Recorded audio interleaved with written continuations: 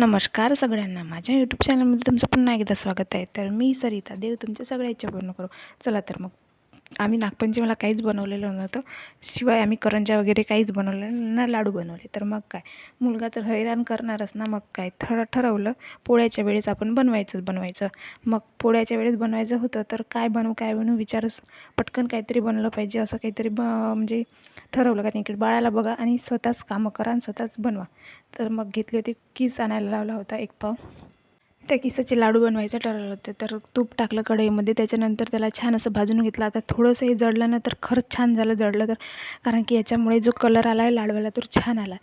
तर मग किस घेतला, त्याच्यामध्ये थोडंसं तूप टाकून त्याच्यात भाजून घेतलं. भाजल्याच्या नंतर त्याच्यामध्ये थोडंसं दूध टाकलं. दुधाच्या नंतर मग साखर टाकली, त्यांना छान मिक्स करून घेतलं. मिक्स करते वेळेस इकडे बाळाला पण बघावं लागतं आणि आपलं स्वतःच काम पण करावं लागतं. त्याच्यामध्ये काही मी दाखवलं नाही की काय काय टाकलं म्हणून. आणि थोडंसं लवंग विलायची टाकली. झालं मग लाडवाचा आपला तयार. कारण की पटकनच बनतात आणि बनवायला पण साधं आणि सोपं. जसं रव्याला भाजत बसावं लागतं तसं काहीच भाजावं लागत नाही, थोडा वेळ भाजावं लागतं. ते पण खूप किस भाजून टाकला आणि त्याच्यानंतर बनवले खोबरं किसाचे लाडू. तर बनवायला घेतले तर खूपच छान असे बनत होते. मला पण म्हणजे भारी वाटलं, पहिल्यांदाच बनवून बघितले होते.